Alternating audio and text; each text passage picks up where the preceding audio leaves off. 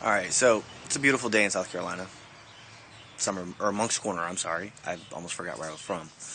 Um, I was cutting the grass today and was giving me time to think while I was listening to Spotify and some music and stuff like that. Angela brought up some good points the other night while we were talking. Um, the ladies at Berkeley Mental Health, who her and I go to, and our son also, for therapy, they have appeared to be very rude. It's almost like they don't wish to do their job. Um, I just wanted to. It's not really the focus of this video today. That's not really what I was thinking about while I was cutting the grass.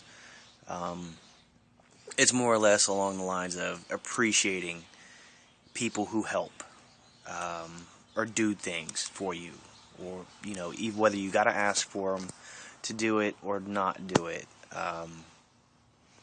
I've seen it at jobs that I've worked at, at home with family, friends, and stuff like that. I'm guilty of doing it myself, just like I know everybody else is, of not showing the appreciation. Or if they do it, instead of showing the appreciation, it's criticizing on how they've done it, what they've done, stuff like that. It's more or less along the lines of how it was accomplished on what they were trying to do to try to help. Um, I think we need to actually start appreciating and showing the appreciation of things that are being done for us, um, whether it's cutting the grass, doing stuff around the house, doing a good job at work, because you don't know, even when that person's down and they try to go out their way to do some things to try to help somebody out, or whatever the case is, you don't know the mentality or the mental state of that person, whether it be they're in a good mood, they could be depressed, they could be lonely. You don't know what's going on in their life at that point in time unless you know them in person away from work. With family, it's a little different. That person may close themselves off from everybody else, so it's kind of difficult to. I can't really say that you would know, if even whether it's family or friends or whatever the case is. Sometimes that person's good at hiding what's on their mind, their feelings and stuff like that. Um, Try to get an insight of that person, what's going on in their mind, what's going on in their life. Just try to get involved with that person, whether whoever it is, your children, your spouse, your friends, family, um, just everybody in general. Um, because you don't know the mental state of that person, whether it's good, bad, or anything like this. And for somebody who has mental disabilities like PTSD, bipolar, depression, fibromyalgia is not a mental disability but physical. Any type of physical disabilities and stuff like this, showing appreciation that you appreciate what they've done and acknowledging it will actually have that person try to do more things for you instead of criticizing that person on what they've done or how it was accomplished and how they did it. So I think what we need to do is just start appreciating and showing appreciation to everybody, black, white, Hispanic, whatever your race is, whatever your color is, it doesn't matter. Whatever your religion is, it should not matter. Show the person that you appreciate them for the things that they've done in life, for the things they've done for you in life. Or show, if it's hard for you to say it and to say that you appreciate somebody, show them. It could be from just a handshake, a smile, a thank you. A thank you goes a long way for a lot of people, and a lot of people don't realize this. You know, Somebody cut you off on the road. Instead of getting pissed off, I'm guilty of this with myself. Try not to let it bother you. Look at them, smile, wave, move on. Because what you've done, you've become the bigger person than that idiot for cutting you off for whatever the case is. You may have changed. You may have just brightened their day. They might have had a bad morning or a bad afternoon, or something tragic might have happened. But you could have been the point to change that in somebody's day or life. My friend Heather, she posted something on her wall about fake friends. That eventually they will come out and and they will expose themselves for being fake friends.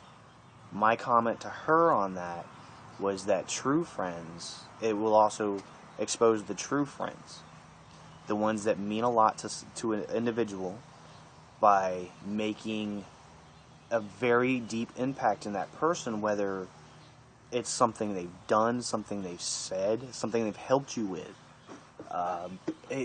many different things. Smoking is the one thing I need to quit. And I appreciate everybody trying to give me advice and stuff like this, and trying to get my back on it. For those who don't smoke, don't really understand the concept on when somebody's been smoking. I've been smoking since I was 15. So, Mom, if you see this, yeah, you know the truth now. But and I'm 38 now. I'll be 39 in a couple months. So, with all that time passed of me smoking, and my depression, my PTSD and stuff like that, it's always been my go-to thing for comfort.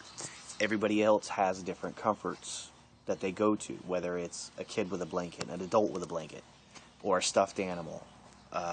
Something that means something that was given to them by somebody significant in their life, a true friend or family. True friends are not friends, really. They're more family than anything else. They could be more family than your blood family. But we need to try to get together as people, as a community, and the world itself. My God, the world itself. We need to quit all the hatred, the ignorance, the stupidity. I'm guilty of doing it. Everybody else is guilty of doing it. So I'm not saying I'm perfect. I'm very far from perfect. Look at me. I mean, just looking at me, it's not the picture of perfection. Not in society's eyes. I'm overweight. I smoke. I eat junk food. I drink a lot of coffee, caffeine, soda. Different things. I'm not the norm of what society likes. So everyone looks at me different. Today, prime example, me and Angela, we went to Subway on her way to work.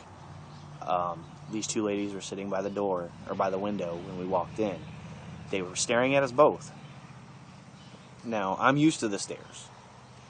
Kind of why I've done a lot of the shit I've done is just to get the attention. From the wild haircuts. I've had mohawks before. I've actually thought about doing it again. To the long hair.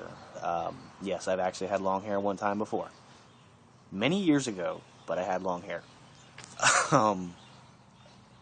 Piercings, tattoos, different things like that. Just because somebody's got piercings or tattoos does not make them stupid or ignorant. Believe it or not, a lot of people with piercings and tattoos, especially some of the ones that go to the extremes of they do, like the Lizard Man, who's tattooed from head to toe with green scales, had his teeth sharpened and stuff like that, split his tongue. I can't say a lot of them, because a lot of people now are starting to go overboard with the tattoos. But it used to be that back in the early 90s, when the tattoos were looked upon as, criminals or whoever the case was, when they got them, they were stupid and uneducated. But if somebody would actually take the time to sit down and talk to them, they would find out they have really great minds. Really intelligent. So, that's my point. It's gone on long enough. If I get more, I'll put more. Alright. Subscribe if you want. If not, that's cool. Leave a comment. I'm always willing to give me an idea. If you want, give me an idea or whatever to talk about. It works too. Peace, y'all.